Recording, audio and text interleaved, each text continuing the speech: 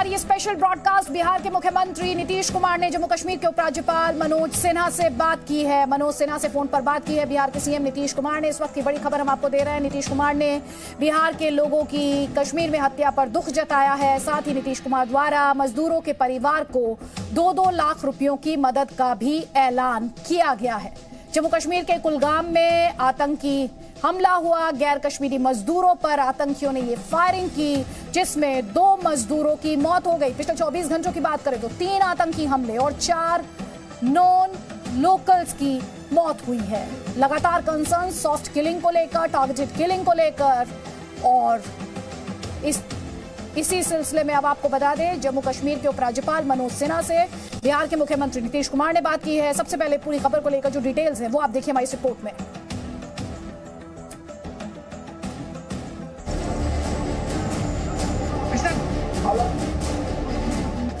जम्मू कश्मीर के कुलगाम में शाम को अफरा तफरी मच गई। आतंकियों ने इस बार कुलगाम में कायराना हरकत की। कायर आतंकियों ने इस बार कुलगाम में गैर कश्मीरियों की टारगेट किलिंग की। कायर आतंकियों ने इस बार फिर बिहार के रहने वाले मजदूरों को बेरहमी से मार डाला। मेरा भाई उधर कोई गोली मारा है, उधर से आया भागे हुए, रूम में था, तो उसको लेकर मैं आया जी। तो क्या कहाँ पे लगी उसको? उसको गोली अनफू में लगी है। कितने फायर आए उसको? 6।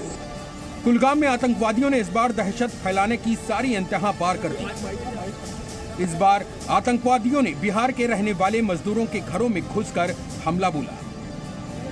घर में घुसकर 3 मजदूरों पर ताबड़तोड़ फायरिंग कर दी। वानपोरा इलाके में किए गए इस आतंकी हमले में 2 मजदूरों की मौके पर ही मौत हो गई, जबकि तीसरा मजदूर घायल हो गया, जिसे इलाज के लिए अस्पताल ले जाया गया। वहीं सुरक्षा बलों ने इसके बाद पूरे इलाके को घेर लिया और आतंकियों को पकड़ने के लिए सर्च ऑपरेशन तेज कर दिया। जब हमारे फौज के सिपाहियों की हत्या हो रही है, वैली में टारगेटेड किलिंग्स हो रही है, बिहार के गरीबों को गोली मारा जा रहा है, तो आपकी क्या पॉलिसी है बताइए ना। आपके पास क्या पॉलिसी है? क्या ऐसे माहौल में ये जेब देता है कि वो आगे बढ़े? इस तरह की जो आप सवालात कर रहे हैं, तो बीजेपी को जवाब देना पड़ेगा इसका। गैर कश्मीरियों पर आतंकियों की कायराना हरकत का ये लगातार दूसरा दिन था। इससे पहले शनिवार को भी आतंकियों ने गैर कश्मीरियों की टारगेट किलिंग की। क्या खाएंगे? शनिवार को आतंकियों ने श्रीनगर में बिहार के रहने वाले अरविंद शाह की गोली मारकर हत्या कर दी। वहीं दूसरा मर्डर पुलवामा में यूपी के रहने वाले सगीर अहमद का कर दिया। इस तरह से देखें तो बीते 24 घंटे में आतंकवादियों ने कश्मीर में 3 जगहों पर गैर कश्मीरियों को निशाना बनाया और 3 अलग अलग हमलों में 4 लोगों की हत्या कर दी, जिसमें बड़ी बात यह है कि 3 लोग बिहार के रहने वाले थे। AIM तो बिहार के रहने वाले राजा ऋषिदेव और योगेंद्र ऋषिदेव की हत्या पर मुख्यमंत्री नीतीश कुमार ने दुख जताया है और साथ ही 2-2 लाख रुपयों की मदद का भी ऐलान किया है। और हम आपको ये भी बता रहे हैं कि जम्मू कश्मीर के उपराज्यपाल मनोज सिन्हा से भी मुख्यमंत्री नीतीश कुमार ने बात की है, बिहार के मुख्यमंत्री ने। साथ ही यहाँ पर सॉफ्ट किलिंग्स को लेकर, टारगेट किलिंग्स को लेकर लगातार कंसर्न जाहिर किए जा रहे हैं और जम्मू कश्मीर पुलिस द्वारा इसी सिलसिले में एडवाइजरी जारी की गई है। सेना पुलिस कैंप में जो गैर कश्मीरी मजदूर हैं वो लाए जाएंगे। जम्मू कश्मीर पुलिस ने ये इमरजेंसी एडवाइजरी जारी की है। सेना के नजदीकी कैंप में कश्मीरी मजदूर लाए जाएंगे, ये हम आपको बता रहे हैं। इमरजेंसी एडवाइजरी है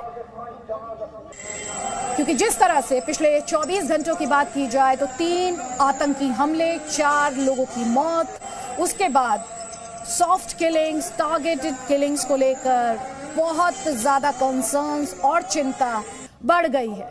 लगातार तस्वीरें जी न्यूज आपको दिखा रहा है। साथ ही इस खबर से जुड़े हर पहलू के बारे में भी हम आपको बता रहे हैं। कई खास मेहमान हमारे साथ हैं। हमारे साथ लेफ्टिनेंट जनरल राज कादियान हैं, हमारे साथ सुशील पंडित को आप देख पा रहे हैं, और हमारे साथ JKS परिहार भी हैं। बहुत बहुत स्वागत है आप सभी का। पहला कमेंट कादियान सर मैं आपका लेना चाहती हूँ। खासतौर पर बीते 1 महीने में, स्पेशली अक्टूबर 2 के बाद, एक रफ डेटा ये कहता है 16 दिनों की अगर बात करें तो 11 हमले, 11 हत्याएं, सॉफ्ट टारगेट्स की किलिंग, सॉफ्ट किलिंग्स हैं, टारगेटेड किलिंग्स हैं। एक तरह का ट्रेंड ये लगता है एज एन एक्सपर्ट आपका कमेंट लूंगी, लेकिन हमारे साथ बिहार के farmer deputy CM Sushil Modi ji जुड़ गए। सुशील मोदी जी, सबसे पहले बहुत ही दुखद ये घटना, बहुत दिल तोड़ने वाली ये घटना है, आपकी प्रतिक्रिया? वास्तव में अभी से करीब आधा घंटा पूर्व मुझे भी सूचना मिली कि फिर से बिहार के 2 लोगों की आतंकियों ने गोली मारकर हत्या कर दी। और पिछले करीब 8-9 दिनों में ये बिहारी मजदूरों की चौथी हत्या है। ये बहुत ही कायराना हमला, हम सब लोग दुखी हैं। और मैं इतना ही कहूंगा कि देखिए, सरकार चुप नहीं बैठी, न चुप बैठेगी। और जब 13 आतंकियों को मारा जा चुका है तो सरकार अपनी ओर से पूरा प्रयास कर रही है और निश्चित तौर पर सरकार को सफलता मिलेगी। देखिए, उनका जो मकसद है वो मकसद ये कि जो सॉफ्ट टारगेट है उसको वो अपना टारगेट बना रहे हैं। इसलिए जो निरपराध लोग हैं, स्कूल के शिक्षक हैं, मजदूर हैं, और खास करके जो गैर कश्मीरी या गैर मुस्लिम है, जबकि 1-2 मुस्लिम भी मारे गए हैं, लेकिन उनकी मंशा है कि लोग कश्मीर छोड़कर चले जाएं, लेकिन उनकी मंशा सफल नहीं होने देंगे। और केंद्र की सरकार पूरी तरह से चीजों पर निगाह रखी और अपनी ओर से पूरा प्रयास कर रही है। मुझे लगता है कि बहुत जल्द इन हत्याओं का बदला लिया जाएगा। सुशील मोदी जी, आप कह रहे हैं बहुत जल्द इन हत्याओं का बदला लिया जाएगा, लेकिन सर ये जो एक तरीके का ट्रेंड है, जिस तरह से निहत्थे बेकसूर लोगों को टारगेट किया जा रहा है इस वक्त, जो सबसे बड़ा कंसर्न है सर, वो ऐसे लोगों की सिक्योरिटी को लेकर है, वो कैसे सुनिश्चित की जाएगी? देखिए, अब इसका जवाब तो कश्मीर में जो लेफ्टिनेंट गवर्नर बाकी लोग दे पाएंगे। जी सर। मैं इतना ही कहूंगा कि कश्मीर बड़ा एक संवेदनशील मामला है जी। और पाक समर्थक जो आतंकवादी हैं और बगल के अफगानिस्तान के अंदर जो डेवलपमेंट्स हुए हैं जी सर, उनका भी संबंध हो सकता है, मुझे पूरी जानकारी नहीं है, लेकिन जो कुछ हुआ बहुत दुखद है।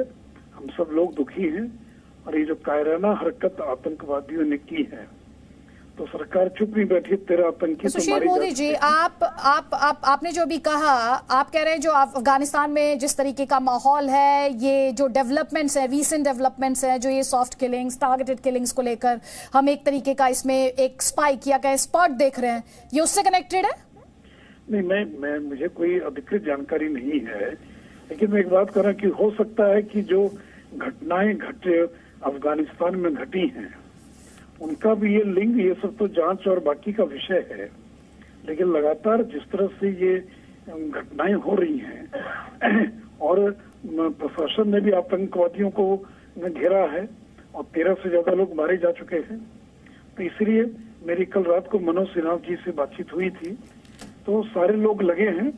और मैं इतना ही कहूंगा कि केंद्र की सरकार पर लोगों को भरोसा रखना चाहिए जी। और जो भी घटना घटी है तो वो लोग गिरफ्तार भी किए जाएंगे और वैसे लोगों पर, वैसे आतंकवादियों को सरकार छोड़ेगी नहीं।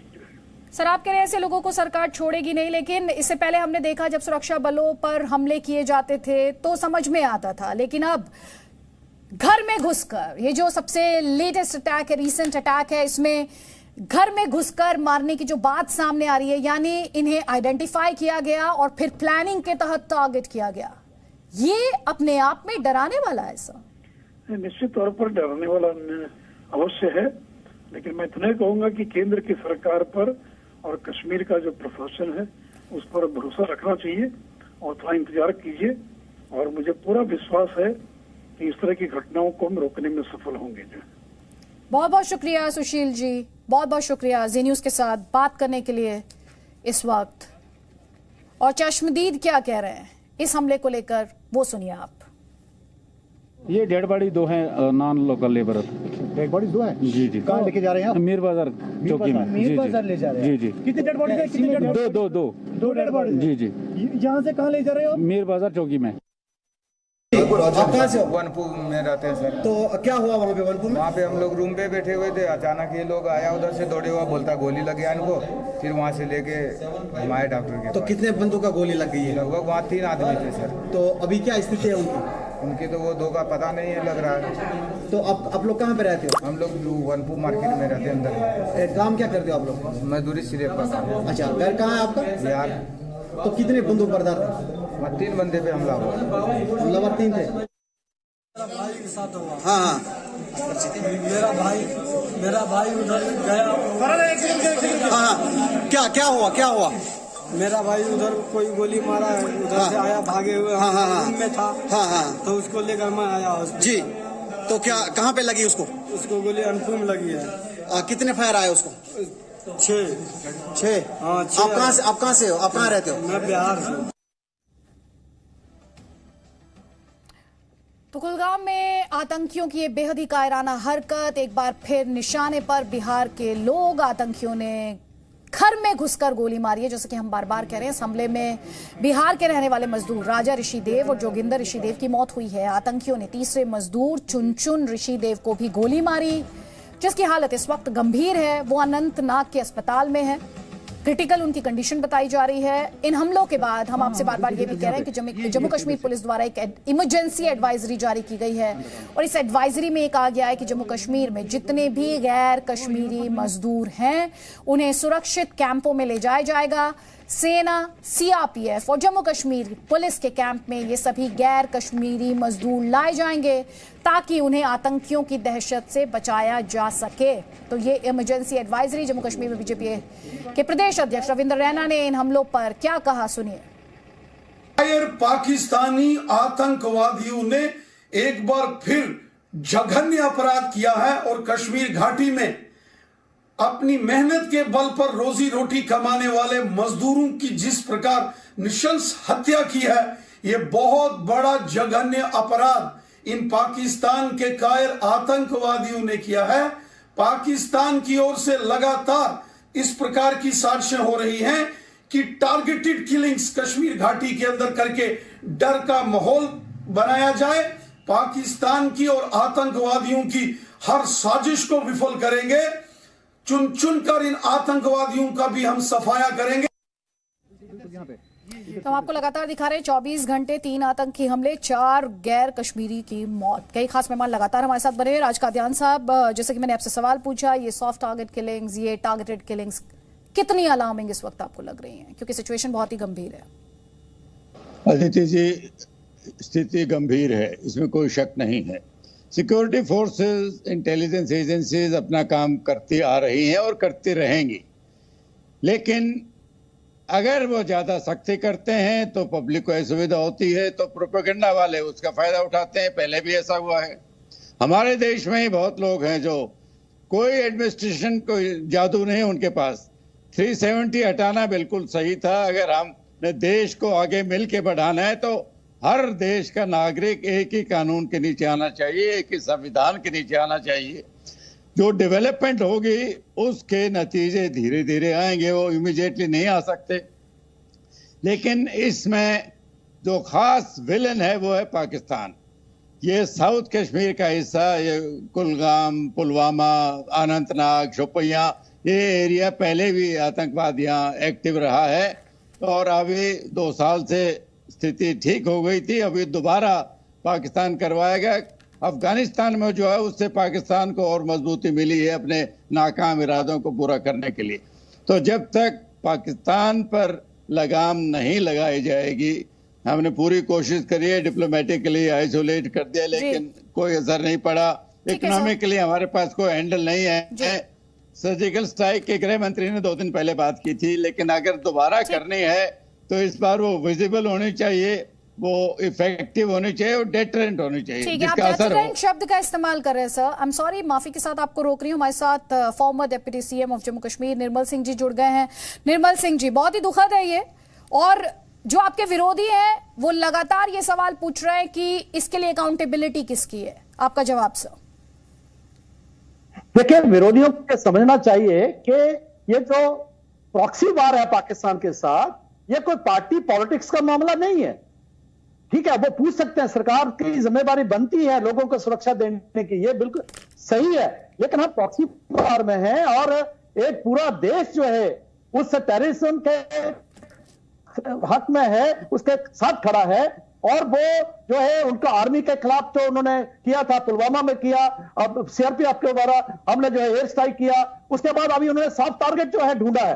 तो इसलिए इस वक्त जो है सभी लोगों को एकजुट होकर इस प्रॉक्सीवाद के साथ लड़ना चाहिए और कम से कम सरकार को सपोर्ट देनी चाहिए। और वॉर में जैसे रहता है, कभी दुश्मन भी कामयाब होता है।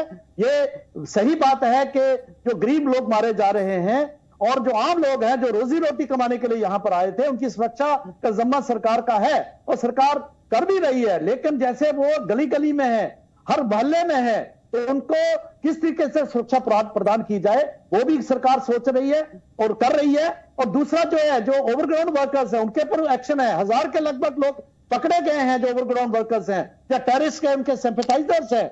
और टेरिस में आपने देखा होगा 14-15 पे हफ्ता में मारे गए हैं। सर वो लगातार दिखा रहे हैं कि 9 दिन 9 एनकाउंटर, 13 टेररिस्ट का खात्मा, जिसमें कि लश्कर का एक कमांडर भी जो कि टॉप 10 टेररिस्ट की सूची में था, उसका भी खात्मा किया गया है। लेकिन इस वक्त जो कंसर्न है वो गैर कश्मीरी लोगों की सुरक्षा को लेकर है, क्योंकि निशाने पर ज्यादातर वही लोग आए हैं। आप कैसे उन लोगों को आश्वासन देंगे, उनके परिवारों को भी जो इस वक्त आपको जम्मू कश्मीर के बाहर देख रहे हैं, और साथ ही उन लोगों को भी जो इस वक्त वैली में हैं, उनकी सुरक्षा को लेकर आप कैसे उन्हें आश्वस्त करेंगे?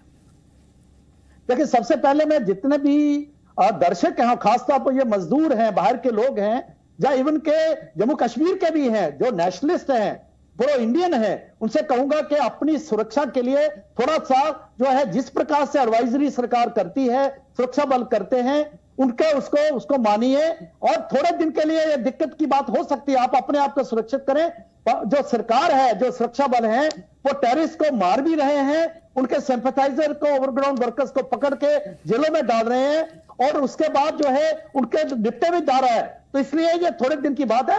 आने वाले वक्त में गृह मंत्री जी भी जम्मू कश्मीर भी आ रहे हैं, इसके ऊपर जो कॉम्प्रिहेंसिव स्ट्रेटजी जो हो रही है उसको और कैसे पुख्ता किया जा सकता है, ये पूरी जो है सरकार कंसर्न है। ये बात सही है, और थोड़ा विश्वास रखें और अपने आप को कोशिश करें ऐसे इलाके में ना जाए जहां पर इस प्रकार का अटैक हो सकता है। आप जो है, अगर कोई रेडी वाला है तो आर्मी कैंप के पास, जहां सुरक्षा बल जहां है वहां रहेगा, तो थोड़ी दिन के लिए उनको जो है सुरक्षा बल को जो अपनी स्ट्रेटजी बनाई है उसको जो है, अगर इस प्रकार के करते हैं, उनको सहयोग मिलेगा इसमें। सुशील पंडित हमारे साथ हैं। सुशील जी, जिस तरह से ये सॉफ्ट और टारगेटेड किलिंग्स हुई हैं, उसके बाद सरकार कह रही है कि एडमिनिस्ट्रेशन कह रहा है कि हमने इंतजाम किए हैं, हमने अपनी जो स्ट्रैटेजी है उसे रिवाइज किया है, लेकिन क्या वो सोल्यूशन है? अदिति जी, अभी तक सरकार की इस विषय नीति क्या है, निर्णयों में निरंतरता क्या है, ये ढूंढने की कोशिश की है, मुझे मिली नहीं है। ये साफ दिख रहा है कि जब तक वहां पर मेन स्ट्रीम कहे जाने वाले दलों के नेता नजरबंद थे, हम लोग देश भर में इतराते फिर रहे थे कि 370 के निरस्त होने के बाद एक भी नागरिक नहीं घायल हुआ या मरा। हम सुरक्षा के सफलता को लेकर के खुश थे, उत्सव मना रहे थे, लेकिन एकाएक न जाने ये कौन सी सनक चढ़ी, सबको बिना शर्त रिहा कर दिया गया। और फिर रिहाई नहीं किया गया, लाल कालीन बिछाकर उनको चाय पकौड़ों पर दिल्ली बुलाया गया, उनके उलाहने सुने गए, उनकी अपमानजनक बातें बर्दाश्त की गई। उन्होंने हाथ नचा नचा कर कहा कि जाइए पाकिस्तान से बात कीजिए, लाइए 370 वापस लाइए, देश में प्रदेश में फिर से उसको राज्य का दर्जा दीजिए, चुनाव। वो शर्तें गिनाते दिखाई पड़े, कहीं पश्चाताप नहीं दिखा चेहरे पर, और हम सहते रहे, उनकी मान मुनव्वल करते रहे और उनसे परामर्श लेते रहे कि कश्मीर में लोकतंत्र कैसे व्यवस्था पुनः बहाल की जाए। कर दी उन्होंने बहाल ये लोकतंत्र की व्यवस्था। आज यही पूछ रहे हैं मुंह चिढ़ाते हुए, कहां है आपकी सुरक्षा, कहां है आपका तंत्र, कहां है आपकी तैयारी? इनका एक वेस्टेड इंटरेस्ट है कि कश्मीर अशांत रहे, ताकि यह देश घुटनों पर आकर इनसे बात करे, इनका परामर्श माने, चुनाव कराकर सत्ता तश्तरी में रखकर इनको सौंपे, ताकि इनकी बपौती चलती रहे। इस देश को तय करना पड़ेगा कि इन्हें जिहादियों का सर कुचलना है या जिहादियों का दिल जीतना है, और नीति में निरंतरता की आवश्यकता है। ये चुटकी बजा के होने वाले काम नहीं है। हमने बिहार के अपने बेटे खोए हैं, हमने 11 से ज्यादा अपने वीर जवान खोए हैं। पिछले हफ्ते 10 दिन के अंदर एक के बाद एक निरंतर सिलसिला हत्याओं का चलाकर ये जिहादी आज ऐसा जतलाना चाहते हैं कि वे जब चाहें, जिसे चाहें, जहां चाहें और जैसे चाहें मौत के घाट उतार सकते हैं। ये चुनौती देश के सामने है। ठीक है, नेतृत्व आपने ये पॉइंट उठाया, इस पे निर्मल सिंह जी आपका जवाब सर, सवाल आप ही के लिए है। ये सेंटीमेंट्स उनको मेरी रिस्पेक्ट है, मैं मान सकता हूं जिस प्रकार के हालात हैं हर कोई नाराज है, लेकिन ये हमें समझना पड़ेगा ये प्रॉक्सी वार है भाई, ये भी कि सही है। और सरकार ने जो कार्रवाई की है 370 तोड़ के 35A के, जो मूल है इसमें, जो सेपरेटिज्म की जड़ है, जो टेररिज्म की जड़ है, उसको उखाड़ फेंकने की जो है वो कवायद की है। 72 साल का जो मेस था उसको ठीक करने की शुरुआत हुई है। एकाएक ये सब कुछ ठीक हो जाएगा जैसे कहा गया है कि चुटकी में नहीं होगा, लेकिन हम लोकतांत्रिक व्यवस्था में है, ये भी सही है। आप जो है सिर्फ जो है उनको जो लोग हैं उनको इन्वॉल्व भी करना पड़ेगा, ये ठीक है। तो सरकार कोशिश करती है 2 steps forward 1 step backward, left right, ये जो स्ट्रेटजी है यही कामयाब होती है। और आप देखेंगे जिस प्रकार से ऑल आउट ऑपरेशन हो रहे हैं और जो है वो आप देखेंगे ये उसका परिणाम निकलेगा। और इतना मैं कह सकता हूं कि ये जो लोग हैं, ये बिल्कुल सही कहा कि ये जो लोग हैं जो इस प्रकार की अनाप शनाप बोलते हैं, महबूबा मुफ्ती जैसे लोग, फारूक अब्दुल्ला वैसे जो इस प्रकार की जो लाशों के ऊपर सियासत करते, डायलॉग की बात करते हैं, उनका मुंह बंद होना चाहिए। और सरकार निर्मल सिंह जी महबूबा मुफ्ती को छोड़ दीजिए ना, वो तो अपनी सियासत करेंगी ना, वो तो अपनी सियासत करेंगी सर, लेकिन आप जो कश्मीरी पंडितों के पुनर्वास की बात कर रहे हैं और यहां पर तो हम बिहार के लोगों की सुरक्षा की बात कर रहे हैं। सोचिए जरा, जो कश्मीरी पंडित हैं वैली में, उनकी सिक्योरिटी को लेकर इस वक्त कितना ज्यादा कंसर्न है सर? कंसर्न है और सरकार कर भी रही है। टेररिस्ट भी मारे जा रहे हैं सर, टेररिस्ट का तो 9 डेज 9 एनकाउंटर्स, 13 टेररिस्ट का खात्मा, ये तो मैं लगातार कह रही हूं सर। आपसे सवाल है कि सिक्योरिटी को लेकर आश्वासन, सिक्योरिटी को लेकर उनको एक बिलीफ, एक भरोसा कि हाँ वो सेफ हैं। देखिए, अभी हमें सरकार के साथ, सुरक्षा बलों के साथ जो है कोऑपरेट करते हुए जैसी एडवाइजरी हमें मिलती है ऐसा करना पड़ेगा, क्योंकि प्रैक्टिकली ग्राउंड पर, टीवी चैनल पर तो एक बात है, लेकिन ग्राउंड पर जिस प्रकार की सिचुएशन है उसको देखते हुए थोड़ा हमें समय देते हुए अपने कोऑपरेट करते, जहां सरकार कहती है वहां आप जाएं, या इस प्रकार के घूमे ना, जो है वो इस प्रकार की एडवाइजरी को मानते हुए कोऑपरेट करना पड़ेगा। और आप देखेंगे थोड़े समय में ये इसके परिणाम भी आएंगे और इनके कोऑपरेट करने से कोई इंकार नहीं कर रहा है सर। इस तरह भविष्य में इस तरह के अटैक ना हो, उन्हें रोका जाए। हालात, मौजूदा हालात जो हैं उन्हें लेकर कंसर्न है। सुशील पंडित जब आप ये कह रहे थे, आश्वासन दे रहे थे, तभी सुशील पंडित सिर हिला रहे थे। सुशील पंडित, अगर मैं आपके रिएक्शन को गैस कर पाई तो आप बेसिकली ये कहना चाह रहे थे कि ऐसा नहीं है। अदिति जी, आपने भी सुना और मैंने भी सुना, पुलिस महानिदेशक जम्मू कश्मीर श्री दिलबाग सिंह ने साफ साफ घोषणा की है कि हम हर नागरिक को सुरक्षा प्रदान नहीं कर सकते। उन्होंने साफ हाथ खड़े कर दिए हैं। लेकिन ये नागरिक किसके भरोसे रहें, ये एक सवाल पूछने वाला है। क्या आप उनको कह रहे हैं कि आप सेफ जगह चले जाइए, कुछ दिनों के लिए राज्य छोड़ दीजिए? क्या आप यह कैसा कहना चाहेंगे कि आप उन्हें वहां अपनी पंथ निरपेक्षता और कश्मीर नीति के एक सक्सेस का एग्जाम्पल बना करके जोखिम में डालना चाहेंगे?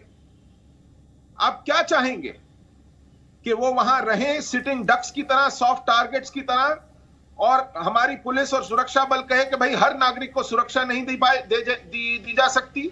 तो हमें प्रैक्टिकल, प्रैग्मेटिक चीजें बतानी पड़ेंगी। हम नारेबाजी करके इस समस्या का हल नहीं कर सकते। आप बैठे रहिए, सोचते रहिए, ध्यान रखिए। निर्मल सिंह जी, सुशील पंडित को ही इस पैनल पर आप भरोसा दे दीजिए, शायद वो भरोसा कश्मीरी पंडितों तक पहुंच जाएगा, क्योंकि इस वक्त तो वो बिल्कुल भी कन्विंस नहीं है। देखिए अदिति जी, ये जो भरोसा है एक दूसरे पर करके और इकट्ठे होकर इससे लड़ना पड़ेगा। चाहे वो जो टारगेटेड जो किलिंग्स हो रही हैं वो लोग हैं, चाहे सुरक्षा बल हैं, चाहे देश सारा है, क्योंकि इस समय प्रॉक्सी वार में जहां दुश्मन छुपा हुआ है और कहीं भी गली मोहल्ले में वो बैठा हुआ है, पिस्टल लेता है और किसी जो है मासूम को मार देता है, तो इस समय जो एक जो पैनिकी ना होते हुए हम जिस प्रकार की सरकार एडवाइजरी कर रही है उस तरीके से बाहर जाने की बात ना की जाए, क्योंकि बाहर जाएंगे तो माइग्रेशन होगी, यही तो टारगेट है उसका, पाकिस्तान का, टेररिस्ट का। तो निर्मल जी, आप पाकिस्तान की बात कर रहे हैं, आप पाकिस्तान की बात कर रहे हैं सर। पुलवामा हुआ था तो भारत ने जवाब दिया सर। अब जब इस तरह की टारगेटेड किलिंग है तो भारत का रिस्पॉन्स क्या होगा? और ये मैं पाकिस्तान को लेकर आपसे पूछ रही हूं सर, क्योंकि आपने पाकिस्तान का जिक्र किया है। दिया जाएगा या आप आश्वस्त रहिए, और सख्ती से दिया जाएगा, और कुछ ही दिनों में देखेंगे कि इसके ऊपर जो है इसका जो है बड़ी सख्ती से जवाब दिया जाएगा, मुझे पूरा भरोसा है। लेकिन मैं आपसे ये समझना चाहती हूं सर, एक और बात जो आपके विरोधी लगातार सवाल उठा रहे हैं, और ये असदुद्दीन ओवैसी ने भी उठाया था कि पाकिस्तान के एनएसए को न्योता आपने दे दिया, ऐसे टाइम पर दिया है जब टारगेटेड किलिंग हो रही है सर। वो तो आपकी विदेश नीति को फेल बता रहे हैं। देखिए, पाकिस्तान से तो कोई संबंध नहीं होना चाहिए किसी तरह का भी। क्रिकेट की बात हो रही है, बाकी बातें हो रही हैं, पेड़ की बात होती है, उसके साथ पाकिस्तान जैसा धूर्त तो आप कहेंगे ये ऊपर आपके जो सीनियर लीडर्स हैं उनसे कहेंगे बात आप? बिल्कुल, हमारा तो यही, जम्मू कश्मीर के हम लोग हैं, हम लगातार कह रहे हैं ऐसा पाकिस्तान जो मासूमों को मार रहा है, जम्मू कश्मीर के नागरिकों को मार रहा है, गरीबों को मार रहा है, उस तरीके से उसके कोई संबंध नहीं रखना चाहिए, और मुझे पूरा भरोसा है बिल्कुल कोई नहीं रखा जाएगा। ठीक है, अब जो है क्रिकेट खेलने की बात जो है जो कर रहे हैं, हम उनसे भी कहा है हमने, इस प्रकार की बात में मत जाइए, क्योंकि उसके साथ एक ही उसको भाषा समझ आती है जो पुलवामा के बाद हमने एयर स्ट्राइक करके की थी, और आप देखेंगे आने वाले वक्त में उसको माकूल जवाब दिया जाएगा, और जो है लोगों को सुरक्षा देने की पूरी कोशिश हो रही है, और जो टेररिस्ट को भी एलिमिनेट किया जाएगा, उसका धरती पर रहने का कोई हक नहीं है। से आपसे पूछूंगी, सिक्योरिटी के पर्सपेक्टिव से आपसे पूछूंगी, बहुत सिंपल, बहुत स्ट्रेट क्वेश्चन है। यहां पर तरह तरह की बातें की जा रही है। निर्मल सिंह जी, जो आप बातें कह रहे हैं, जब आप ये बातें कह रहे हैं तब एक बड़ा फैक्ट ये भी है कि पाकिस्तान के एनएसए को न्योता दिया गया है। ये जो विरोधी है सरकार के, वो ये कह रहे हैं कि सरकार की विदेश नीति कंफ्यूज्ड है। एज अ डिफेंस एक्सपर्ट आपको क्या लगता है?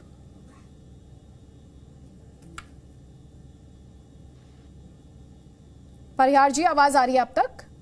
हाँ जी, धन्यवाद। देखिए, एज ए डिफेंस एक्सपर्ट और एज ए हिंदुस्तान का वरिष्ठ नागरिक होने के नाते मुझे भारत सरकार पे भरोसा है, मगर कब तक हम खाली भरोसे के बलबूते पे चलते रहेंगे? जिस तरह का हो रहा है, अगर गली गली में अगर ये किलिंग हो रही है, तो हमें ये मानना पड़ेगा कि स्लीपर सेल्स जो है वो एक्टिव हो गए हैं, और जो हमारी इंटेलिजेंस का फेल्योर ही एक तरह के है कि वो स्लीपिंग सेल इतने ज्यादा क्यों एक्टिव हो गए हैं, पहली बात। दूसरा बात मैं कहूंगा कि अगर ये एडवाइजरी जारी करी गई है, ये ना केवल बिहार की बात है, यूपी की नहीं है, ये भारत की है, भारत के संविधान पे हमला है। पूरा भारत का हर नागरिक, चाहे वो कश्मीर का हो चाहे बिहार का हो, वो भारतीय है, उस पर ये हमला हुआ है। इसमें जो है, अगर आप एडवाइजरी देके कहते हैं कि उनको सीआरपीएफ और आर्मी के कैंप में वो आ जाएं, तो मैं समझता हूं कि आप सीआरपीएफ और आर्मी को भी संवेदनशील उसमें डाल रहे हैं, क्योंकि इनके साथ में कोई दूसरे भी एंगेज इसमें हो सकते हैं। ये क्या पता कि किसी इन्हीं नागरिकों के साथ में उन्होंने जो है अपने स्लीपर सेल में कोई उसमें मोल डाला हो, तो आप उनको भी खतरे में डाल रहे हैं। अब रहा सवाल इसका कि अगर आप पुलवामा की बात की, एयर स्ट्राइक की बात करते हैं, तो एयर स्ट्राइक का नतीजा तो हम देख रहे हैं, उस वक्त अच्छा हुआ मगर बाद में कम हो गया। वो इसलिए हुआ क्योंकि सांप का अगर आप पैर पूंछ पे रखते हैं उससे कुछ नहीं होता, उसका फन पूरा निचोड़ के दबा के सांप को खत्म करना है। आतंकवाद सिर्फ आतंकवादियों को मारने से खत्म नहीं होगा, जहां उसकी फैक्ट्री है, जहां से वो आ रहा है, जब तक आप पाकिस्तान के खिलाफ वहां कार्रवाई नहीं करेंगे, बाकी सारी बातें बेमानी होती हैं। अब वो समय आ गया है कि हमें सोचना पड़ेगा कि पाकिस्तान के साथ हमारे क्या रिश्ते रहे। वो इस तरह से लगातार 20 साल 30 साल तक करता रहे, वही करता रहे, और हम सिर्फ बीच में एयर स्ट्राइक करें, या हमेशा हमेशा के लिए पाकिस्तान को इस हालत में करके पटक दें कि वो इस तरह की कोशिश कर ही ना। आप पाकिस्तान के खिलाफ एक स्ट्रेटेजी की बात करें, सुशील पंडित, अगर आप तक आवाज पहुंच पा रही हो, हम पाकिस्तान के खिलाफ आपके फोर्सेस कहीं भी किसी भी फॉर्म में जवाब देने के लिए तैयार हैं, लेकिन आप उनका क्या करेंगे जो कश्मीर में बैठकर आतंकियों के हमदर्द हैं? एक बार फिर से उस इंफॉर्मेशन पर लौटना चाहती हूं जिसमें घर में घुसकर ये फायर किया गया, तो जाहिर तौर पर आइडेंटिफाई किया गया, वहां पर एक तरह का सपोर्ट रहा होगा जिसने इस आइडेंटिफिकेशन में और इन लोगों तक पहुंचने में, ये वेपन प्रोवाइड करने में मदद की होगी, उसे लेकर बिल्कुल ऐसा ही है। वहां पर सपोर्ट स्ट्रक्चर है, वहां पर हार्बर्स हैं, वहां पर आइडेंटिफाई करने वाले, लॉजिस्टिकल सपोर्ट पहुंचाने वाले, टारगेट तक पहुंचाने वाले पूरे मददगार हैं।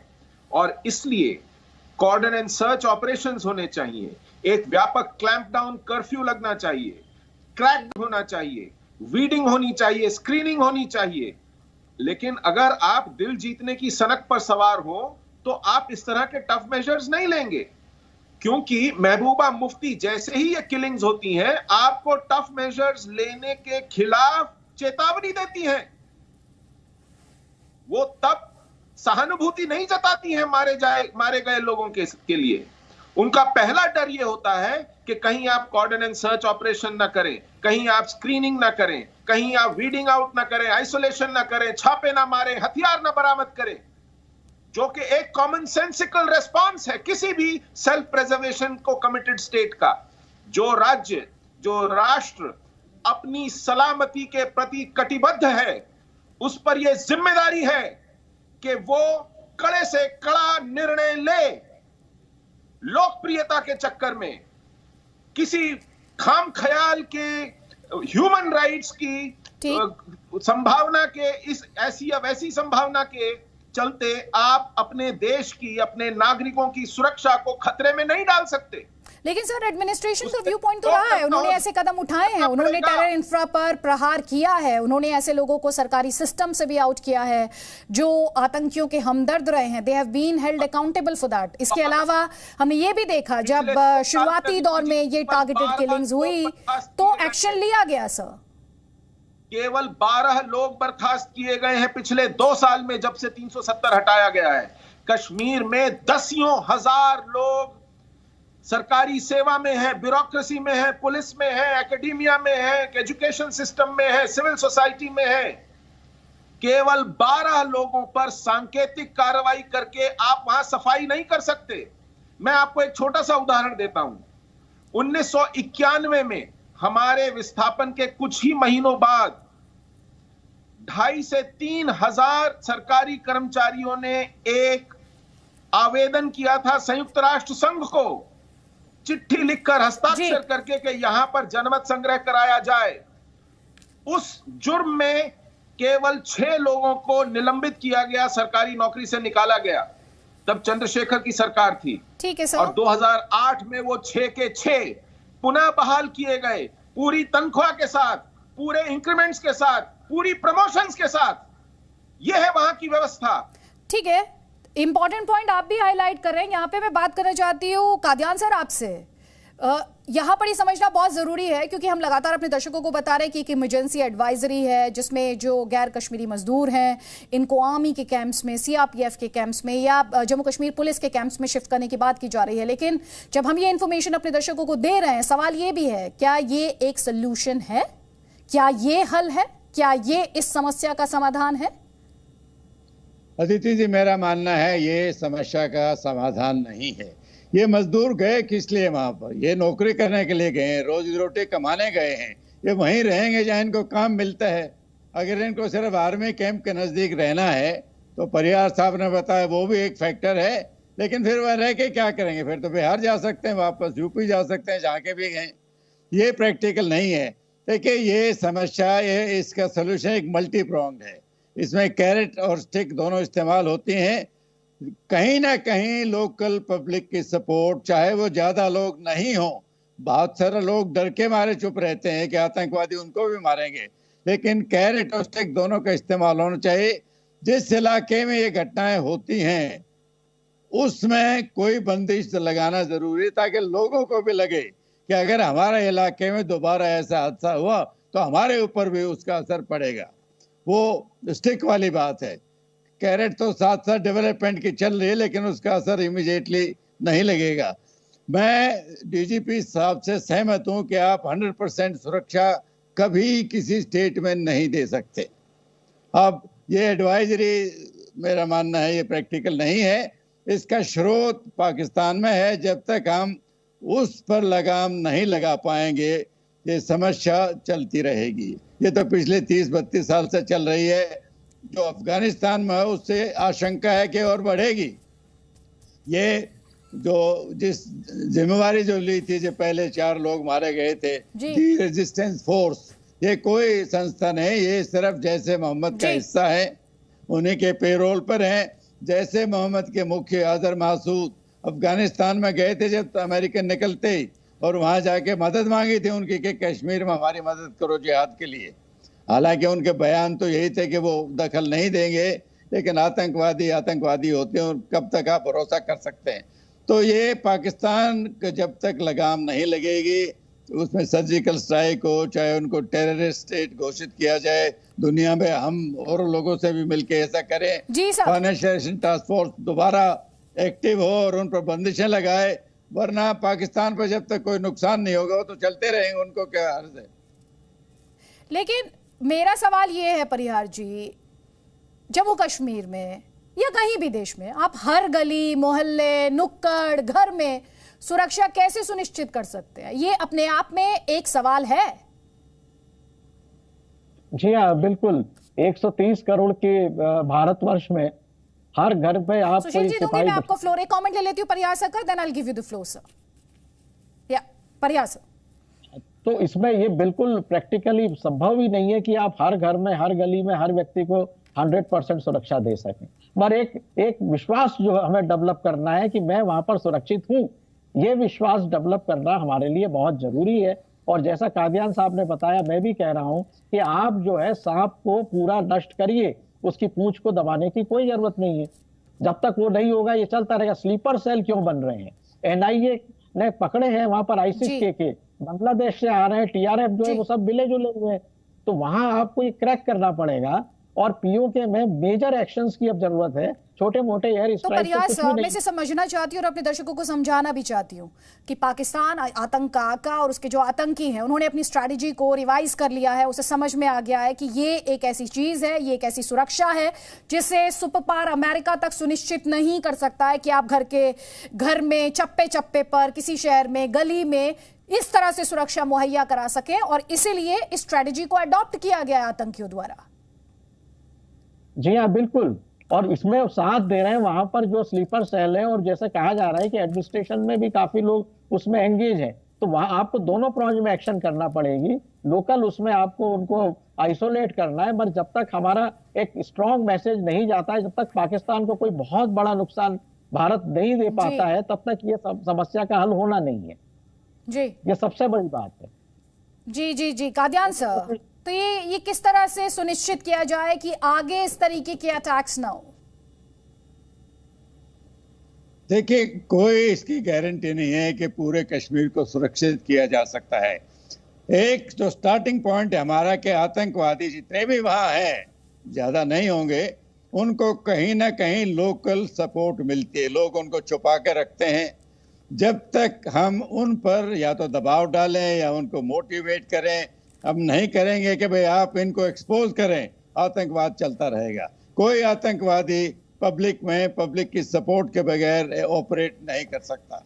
जैसा मैंने शुरू में कहा, साउथ कश्मीर में अभी भी कुछ ऐसे इलाके हैं जहां उनको सपोर्ट मिलती है, वो एक फैक्टर है। दूसरा तो पाकिस्तान तो है, इसमें कोई डिनाइल नहीं है कि इनके हथियार, इनके पास पैसा जो आता है वो पाकिस्तान से आता है, और पाकिस्तान के इरादों में कोई बदलाव नहीं है। भारत को जितना नुकसान पहुंचाया जाए वो पहुंचाएंगे। कश्मीर तो एक बहाना है, मेरा मानना है। लंबे अरसे में कल कश्मीर की समस्या सुलझ गई तो पाकिस्तान को जोर ढूंढ लेगा। उनकी आर्मी को तो कोई एक फर्जी दुश्मन चाहिए ताकि वो 6 लाख की आर्मी रख सके एक छोटे से मुल्क में। तो ये तो समस्या है। पाकिस्तान को जब तक टैकल नहीं करेंगे, एक सर्जिकल स्ट्राइक से कुछ नहीं होता। ठीक सर, मैं आऊंगी आपके पास। हमारे साथ बिहार के इंडस्ट्रीज के मिनिस्टर शाहनवाज हुसैन साहब हैं। शाहनवाज जी, बहुत ही दुखद घटना है ये। जिस तरीके से अभी हम अपने दर्शकों को बता भी रहे थे कि सीएम नीतीश कुमार ने भी बात की है, deputy CM, former deputy CM Sushil Modi कह रहे थे, उन्होंने भी एलजी मनोज सिन्हा से बात की है। लेकिन जो कुछ जम्मू कश्मीर में हुआ है उसके बाद जाहिर तौर पर बिहार के लिए भी कंसर्न्स बढ़े हैं। ये बहुत दुखद है। सिर्फ बिहार के लिए तो बहुत दुखद है, देश के लिए भी बहुत दुखद है कि जिस तरह से हत्या हुई है बिहार के लोगों की, उस पर हम सबको बहुत दुख है। और जिस तरह से अमन अमान वहाँ था, जिस तरह डेवलपमेंट हो रहा था, जिस तरह तरक्की के रास्ते पर जम्मू कश्मीर आगे बढ़ रहा है, केंद्र सरकार पूरी तरह वहाँ मदद कर रही है। उसमें जो पाकिस्तान और पाकिस्तान परस्त ताकतें हैं वो उनसे ये देखा नहीं जा रहा। वहाँ के लोगों के साथ जिस तरह का वो व्यवहार कर रहे हैं वो डराना चाहते हैं, लेकिन हम डरने वाले नहीं हैं। उनसे मुकाबला हो रहा है, पहले भी ऑल आउट हुआ था। जो लोग इसके पीछे होंगे वो बख्शे नहीं जाएंगे। हमारे माननीय मुख्यमंत्री नीतीश कुमार जी ने उपराज्यपाल जी से वहाँ मनोज सिन्हा जी साहब से बातचीत की है। मैं भी वहाँ के प्रशासन के टच में हूँ और यहाँ जो 2 लोग हमारे वहाँ शहीद हुए हैं उनको पूरी मदद हमारी सरकार यहाँ देगी। लेकिन उन आतंकियों का हौसला पस्त करना है, उसमें हमें इकट्ठे होकर उनसे लड़ना है। ये संदेश हमें देना है देश के अंदर। शाहनवाज हुसैन साहब, मैं आपसे आप तो गए थे वहां पर जब ग्रास रूट्स पर इलेक्शंस हुए सर, तो आप वहां पर गए थे। आप जिस तरह के हालात आप देख रहे हैं, सुन रहे हैं, आप खुद भी शॉक्ड हैं कि the situation has come to this? जी, मुझे बड़ा दुख है आदित्य जी। आपको मालूम है कि मैं 48 दिन तक बीटीसी के चुनाव में रहा था। ये कुलगाम की घटना है। कुलगाम, बडगाम, पैनपोर, इन पूरे इलाके में मैंने जाकर सभाएं की थी। तब इतना अच्छा माहौल था कि मैं आपको बता नहीं सकता कि आपने भी देखा था कि हम खुलकर वहाँ घूम रहे थे, लोगों के बीच में गए थे। हमें भी डिस्टर्ब किया था, एक आध जगह हमारे मीटिंग से पहले ग्रेनेड भी चलाया था, लेकिन वहाँ के आवाम को हमने देखा कि वो डेमोक्रेसी में कितना यकीन रख रहे हैं। उन्होंने वोट में भाग लिया, उन्होंने चुनाव में उम्मीदवार वहाँ चुने, डेमोक्रेसी में यकीन जताया। वहाँ पर जो पानी, बिजली, सड़क के काम थे तेजी से हो रहे। प्रधानमंत्री नरेंद्र मोदी जी ने हर सरकार के मंत्री को कहा कि पहले वो कश्मीर में जाकर जम्मू कश्मीर में उन सब योजना को लागू करें। एक एक महीने में 15-15 मिनिस्टर वहाँ जा रहे हैं, वहाँ काम हो रहा है। ये तरक्की देखी नहीं जा रही उन लोगों से। लेकिन ये जो घटनाएं पिछले कुछ दिनों में घटी है, ये जरूर दुखद है। हम सब इससे दुखी हैं, लेकिन हौसला मजबूत है कि इसका मुकाबला हमारी सिक्योरिटी फोर्सेस अच्छे से करेंगी। हम पाकिस्तान और पाकिस्तान परस्त ताकतों के इरादे को नाकाम करेंगे। बहुत बहुत शुक्रिया शाहनवाज हुसैन साहब, जी न्यूज़ के साथ जुड़ने के लिए। बिहार सरकार में उद्योग मंत्री हमसे बात कर रहे थे। सुशील पंडित जी, आवाज आ रही है आपको? जी हाँ, मैं सुन पा रहा हूँ। जी, आप काउंटर करना चाह रहे थे उस वक्त जब परिहार साहब बोल रहे थे, लेकिन ऐसे में खुद आप उस स्टेज में से होकर गुजरे हैं। आपको रोक रही हूँ यहाँ पर। चिराग पासवान ने नीतीश सरकार पर निशाना साधा है, कहा कश्मीर में बिहार के मजदूरों की हत्या पर नीतीश कुमार को घेरा है, सीएम को घेरा है। मृतक मजदूरों के परिवारों को सरकारी नौकरी की मांग उनके द्वारा की गई है। वो कह रहे हैं कि सिर्फ मुआवजा देने से काम नहीं चलेगा, नौकरियां दी जाए मृतक के जो परिवार हैं उन्हें। वो मुआवजा मात्र देने से भाई नहीं होता। एक कमाऊ सदस्य मात्र 2 लाख का आप उनको मुआवजा दे रहे हैं, एक ऐसे परिवार का जिसका कमाऊ सदस्य की हत्या। अगर वो कमा रहा होता बिहार में तो उसको कश्मीर जाने की जरूरत क्यों पड़ती? कश्मीर वो गया कमाने के लिए और वहां पर उसकी हत्या हो गई। और आप सोच रहे हैं कि 2 लाख रुपए का मुआवजा देकर आपने मरहम पट्टी कर दी, आपने उनका इंतजाम कर दिया। लोक जनशक्ति पार्टी रामविलास की तरफ से मैं मांग करता हूं कि उनको सरकारी नौकरी दी जाए। भैया वो व्यक्ति कमाने के लिए वहां गया था। तो सरकारी नौकरी की मांग यहाँ पर कर रहे हैं चिराग पासवान। सुशील जी, बात पूरी करें सर। हाँ, नहीं, मैं परिहार साहब की बात सुनकर के जब उन्होंने कहा कि सबको सुरक्षा प्रदान नहीं की जा सकती, इस दृष्टि से कि हर एक के साथ सिपाही या सशस्त्र पुलिस नहीं लग सकती, बिल्कुल ठीक है, लेकिन सुरक्षा प्रदान करने के अन्य तरीके हैं। हम जानते हैं कि पाकिस्तान के कौन कौन से एसेट्स हैं कश्मीर में। मैं आपको 100 नाम दे सकता हूं, और ऐसा नहीं है कि मेरे पास हैं, ये जग जाहिर नाम है, ये व्यवस्था के पास हैं। और जब आप इनके गर्दन पर हाथ डालेंगे और ये बिल बिलाएंगे तो पाकिस्तान को समझ में आएगा कि उन्हें क्या करना है और उसका क्या नतीजा निकलेगा। कश्मीर में हमें जवाबी कार्रवाई करनी पड़ेगी। हम केवल मरहम पट्टी करते हुए अपने शव नहीं गिनने को मजबूर हो। हम जवाबी कार्रवाई ऐसी करें कि पाकिस्तान खुद त्राहिमाम करता हुआ अपना हाथ रोके। और ये हमने पंजाब में करके दिखाया है। आप केपीएस गिल को न भूलें, आप हमारी पंजाब की प्रतिक्रिया को न भूलें। आतंक से कैसे लड़ा जाता है उसका अनुभव हमारे पास है, लेकिन उसके लिए आपको वो इच्छा शक्ति दिखानी पड़ेगी। जी, आपके हाथ में लैपटॉप, दूसरे हाथ में कुरान और फिर दिल्ली से दिल की दूरी कम करने के इस भ्रम में वहां जिहाद से नहीं लड़ सकते। ठीक है, इंपॉर्टेंट पॉइंट आप उठा रहे हैं यहाँ पर जनरल कादियान। जो अभी सुशील पंडित ने कहा, उन्होंने कहा 100 लोगों को तो मैं ही जानता हूं जिनकी गर्दन पकड़ने से त्राहिमाम करने लगेगा पाकिस्तान। क्यों नहीं पकड़ते गर्दन? अगर ऐसे लोगों की सूचना प्रशासन के पास है और वो उनके खिलाफ कार्रवाई नहीं करते हैं तो मैं बिल्कुल सुशील जी के साथ सहमत हूं। ये तो गफलत है, फिर तो आप खुद सिक्योरिटी को ब्रीच करवा रहे हैं। अगर ऐसे सोर्सेज हैं और हमारे पास गारंटीड कोई सर्टेन इंफॉर्मेशन है कि वो आतंकवादियों की मदद करते हैं या पाकिस्तान से जिनका मिलाप है, उनके खिलाफ उनको तो जेल में होना चाहिए। लेकिन कादियान सर, जब हम अपने दर्शकों के सामने इस डिस्कशन को रख रहे हैं, ये बहुत इंपॉर्टेंट हो जाता है। किसी के भी जहन में ये सवाल आएगा कि जम्मू कश्मीर सभी खुफिया एजेंसियां वहां पर काम करती हैं। अगर सुशील पंडित ये कह रहे हैं कि उनके पास इंफॉर्मेशन है, तो खुफिया एजेंसियों के पास जाहिर तौर पर वो इंफॉर्मेशन होगी। नहीं, अगर प्रशासन के पास है और तो सवाल फिर उठता है कि वो एक्शन क्यों नहीं ले रहे। तो ये तो कोई तरीका नहीं, फिर तो आप सुरक्षा कभी नहीं दे सकते। अगर सूचना है, गारंटीड सूचना है, तो उनके खिलाफ एक्शन होना चाहिए। सुशील पंडित तो फ्री सॉरी बिल्कुल, ऐसे न सिर्फ व्यक्ति हैं, ऐसे ठिकाने हैं जहां से लगातार भारत पर प्रहार किए जाते रहे हैं। आज जी कड़ा करके उनकी नकेल कसने की जरूरत है। वो खुद हाथ खड़े करके बाहर आएंगे, आपको जानकारी देंगे और माफिया मांगेंगे, लेकिन आप वो करने को तैयार तो हो, आप नकेल कसने को तो तैयार हो। पाकिस्तान खुद सफेद झंडा हिलाएगा अगर आप ये कार्रवाई जो देश के भीतर का पाकिस्तान है उस पर करेंगे।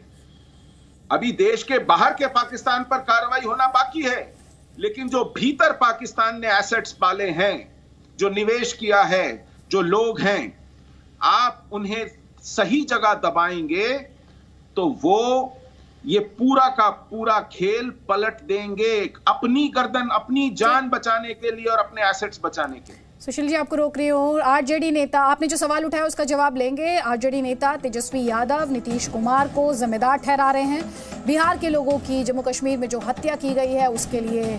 वो कह रहे हैं कि अगर रोजगार दिया होता नीतीश कुमार ने तो बिहार से जम्मू कश्मीर पलायन नहीं होता। उनका ट्वीट आप इस वक्त स्क्रीन पर देख रहे हैं। बिहार वासियों की नृशंस हत्या के दोषी नीतीश कुमार और उनकी निकम्मी सरकार भी है।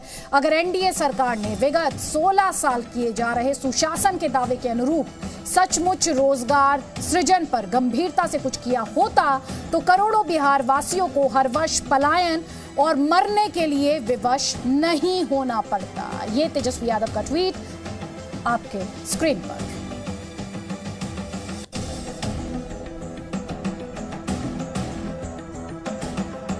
और हमारे साथ इस वक्त चिराग पासवान हैं। चिराग पासवान जी, आपका रिएक्शन जो था वो हमने अपने दर्शकों को सुनाया। आपने कहा कि सिर्फ मुआवजा देने से काम नहीं चलेगा, सरकार को रोजगार भी देना होगा। जी जी बिल्कुल, और ये जरूरी भी है। देखिए, हकीकत ये है कि अगर आज की तारीख में अगर कोई प्रदेश छोड़कर, बिहार छोड़कर दूसरी जगह जा रहा है तो रोजगार के लिए ही जा रहा है ना। हमारे मुख्यमंत्री ने यहाँ पर इतनी व्यवस्था तो की नहीं है कि लोग यहाँ पर रोजगार कर सकें, तो हमारे बिहार के लोग मजबूर होते हैं दूसरे प्रदेशों में जाकर। भाई कौन छोड़कर जाना चाहता है अपने घर परिवार को? पर अगर वो गए हैं तो वो सिर्फ रोजगार की लालच में गए हैं, रोजगार के लिए गए हैं। और उसके बाद अगर एक कमाऊ व्यक्ति की अगर वहां पर ऐसे हत्या हो जाती है तो ये जिम्मेदारी राज्य सरकार की बनती है, हमारी बिहार की सरकार की बनती है कि भाई कम से कम उनके परिवार से किसी एक व्यक्ति को आप नौकरी तो दें, कि एक कमाऊ व्यक्ति अगर चला गया तो कम से कम आर्थिक संकट परिवार पर नहीं आए, तो उसकी एक वैकल्पिक व्यवस्था की जाए। मात्र 2 लाख रुपए देकर आप सोच रहे हैं कि आप अपनी जिम्मेदारी से पल्ला झाड़ लें, इससे ज्यादा शर्मनाक बात कोई नहीं हो सकती। कमाने वाला व्यक्ति था परिवार का, वो चला गया है और उसके बाद आप सिर्फ 2 लाख रुपए दे रहे हैं और आप बोल रहे कि और सुनिश्चित करें कि भैया भविष्य में कभी ऐसी घटना ना घटे।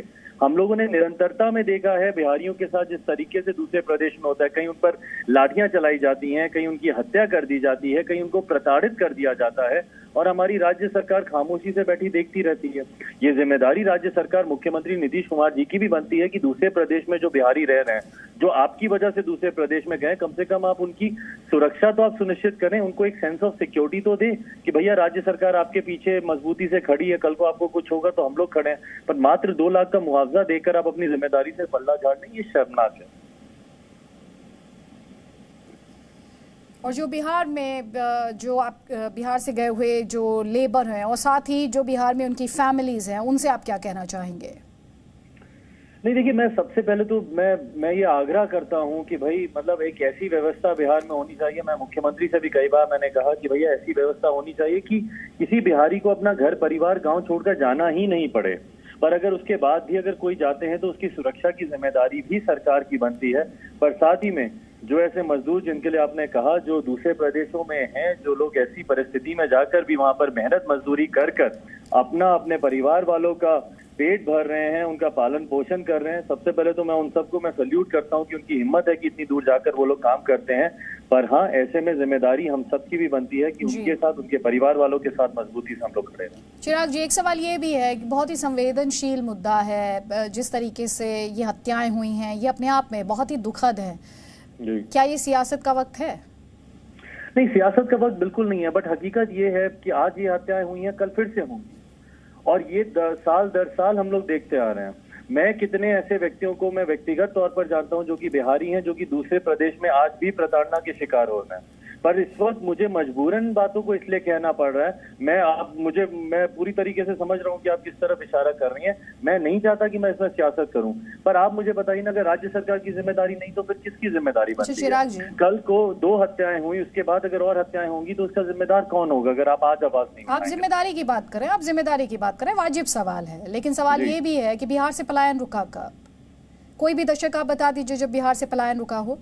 बिल्कुल नहीं। और मैं आज की तारीख में जितने युवा हैं, मैं एक युवा बिहारी हूँ, पिछले 15 साल से तो भैया हम इन्हीं को मुख्यमंत्री देख रहे हैं, और आंकड़े दर्शा रहे हैं कि 15 साल में पलायन रुकना तो दूर की बात है, आंकड़ों में वृद्धि हुई है।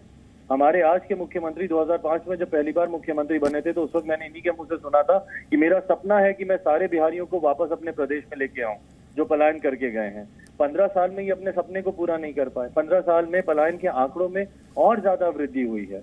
क्यों? क्योंकि बिहार में वो इंफ्रास्ट्रक्चर नहीं बन पाया इन 15 सालों में। तो जिम्मेदारी और जवाबदेही तो तय करने का समय है ना। ये बहुत बहुत शुक्रिया चिराग पासवान, जी न्यूज़ के साथ अपनी बात, अपने थॉट्स शेयर करने के लिए शुक्रिया। कई खास मेहमान लगातार हमारे साथ बने हुए, जनरल कादियान भी हमारे साथ हैं और जनरल परिहार भी हमारे साथ हैं। जनरल कादियान और सुशील पंडित जी भी हमारे साथ हैं। सुशील पंडित जी, आप बात पूरी कर लीजिए, आपका कमेंट जल्दी से, उसके बाद एक छोटा कमेंट मैं लूंगी जनरल कादियान से और जनरल परिहार से भी। सोल्यूशन क्या है? मैं समाधान के बारे में जानना चाहती हूँ। देखिए, मेरा मानना ऐसा है कि जब तक पाकिस्तान पर एक अनएक्सेप्टेबल लेवल ऑफ कॉन्सिक्वेंसेस नहीं थोपी जाएंगी, एक अनअफोर्ड कॉस्ट नहीं इंपोज की जाएगी, तब तक पाकिस्तान मानने वाला नहीं है। और हम इससे बचते चले आ रहे हैं। हम कभी खुशामद पर, कभी आंखें तरेरने पर, कभी भुगतने पर और कभी मनुहार पर यकीन करते हैं, और इसी भुलमुल तरीके का परिणाम है कि हमें कोई गंभीरता से नहीं ले रहा है। मैं एक छोटा सा उदाहरण दूं। FATF में पाकिस्तान ग्रे लिस्ट 2 साल से लटका हुआ है। भारत क्यों नहीं पाकिस्तान को खुद ब्लैक लिस्ट करता और पूरी दुनिया पर ये एक कंडीशन लगाता कि अगर आपको भारत में धंधा करना है, भारत से व्यवसाय करना है, भारत की अर्थव्यवस्था से जुड़ना है, तो पाकिस्तान से नाता तोड़ना पड़ेगा।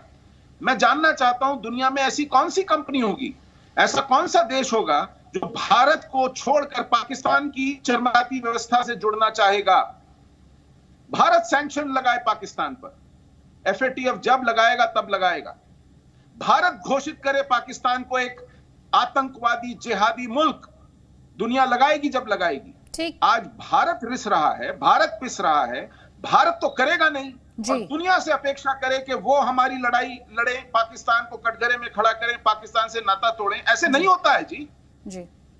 सुशील पंडित जी, आप रहिए हमारे साथ। जनरल परिहार और जनरल कादियान भी लगातार हमारे साथ हैं, लेकिन निरंतरता की बात, एक पॉलिसी में ठोस पॉलिसी होनी चाहिए पाकिस्तान को टैकल करने के लिए, उसके द्वारा प्रायोजित आतंकवाद को टैकल करने के लिए, और साथ ही उस पॉलिसी में निरंतरता भी होनी चाहिए। ये बात अभी सुशील पंडित कह रहे हैं। Presenting B News app available on Google Play and App Store. Download it now.